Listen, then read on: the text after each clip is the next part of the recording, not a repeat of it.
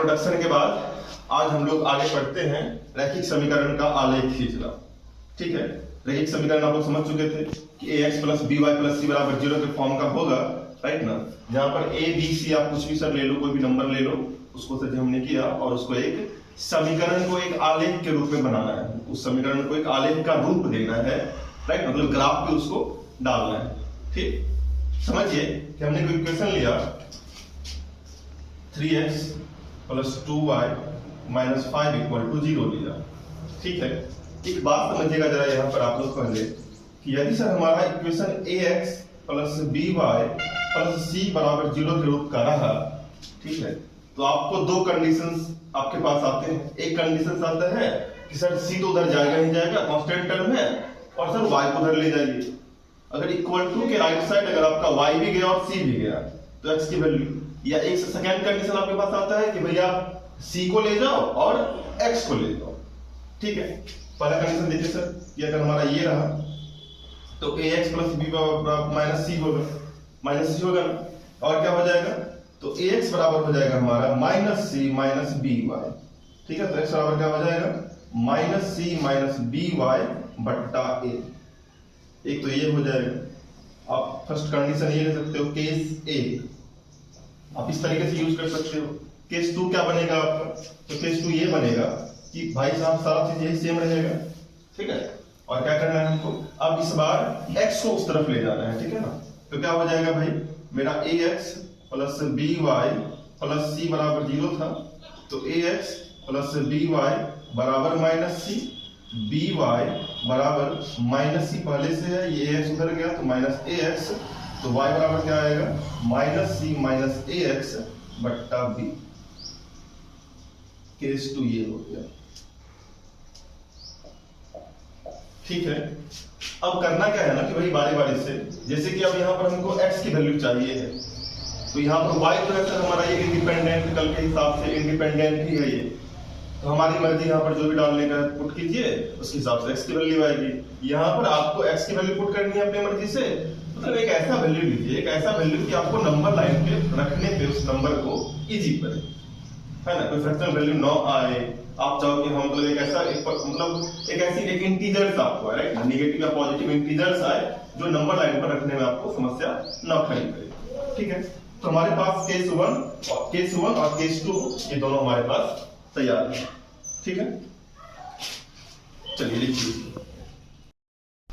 इस रैखिक समीकरण को हम केस 1 या केस 2 दोनों हिसाब से सॉल्व कर सकते हैं, राइट। इसका मतलब क्या है सर कि या तो भैया आप x को लेफ्ट साइड में रखिए, इस क्वेश्चन के x को लेफ्ट साइड में रहने दीजिए, या फिर सर इस इक्वेशन के y को लेफ्ट साइड में रहने दीजिए, और रिमेनिंग जो भी सर आपके पास डिटेल्स है वो सारे को राइट साइड में ट्रांसफर करिए। इसको सॉल्व करने का ट्राई करते हैं। पहले का तो केस 1 हमारा क्या था बताइए जरा, x = minus c minus by by a, है ना। तो बस वही बात करना है हमको सर कि c हमारा ये है, इससे माइनस लग जाएगा, ये माइनस पहले से है प्लस हो जाएगा, ये हो जाएगा प्लस, फिर सर हमारा ये चला गया उधर माइनस, राइट ना, और सर बट्टा में क्या हो जाएगा हमारा a, करेक्ट। ये हमारा सर है वो इक्वेशन x के टर्म में।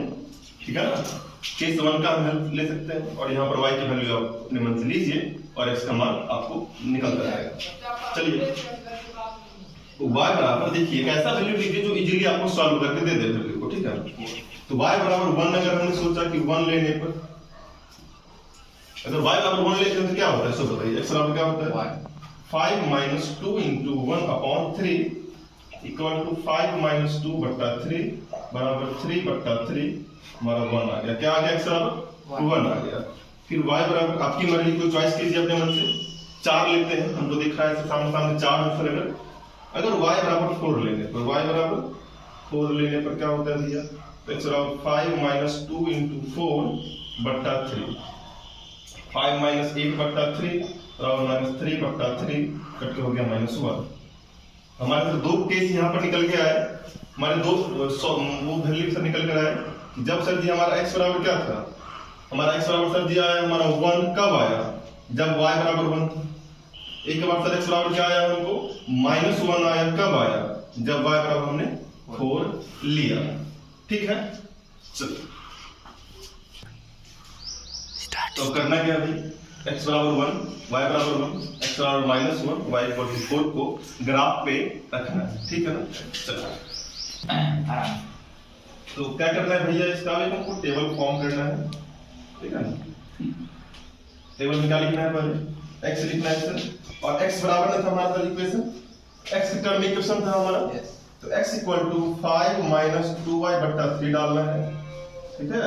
फिर यहाँ पर y डालना है और यहाँ पर हमको x कोमा y डालना है, ठीक है ना। फिर हमारा टेबल तैयार है। आप मोर देन 2 वैल्यू भी ले सकते हो, आपकी मर्जी है, 2, 3, 4 वैल्यू भी ले सकते हो, कोई दिक्कत नहीं है।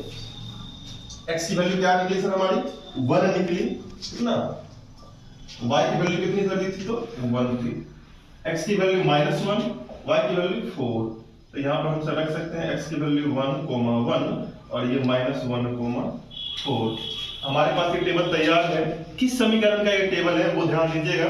कि समीकरण है हमारा सर 3x + 2y - 5 = 0। इस समीकरण का ये टेबल तैयार है हमारे पास। चलिए अब क्या करेंगे भाई, अब इसका हमको ग्राफ पे इसको रिप्रेजेंट करना है, ठीक है। जैसे ग्राफ को रिप्रेजेंट करना होगा ग्राफ पे, थोड़ा सा वो करते हैं,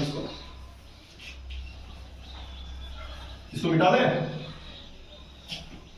इसका हम ग्राफ ड्रॉ करेंगे, ठीक है ना, ग्राफ पे रिप्रेजेंट करेंगे। चलिए ग्राफ ड्रॉ करते हैं भाई।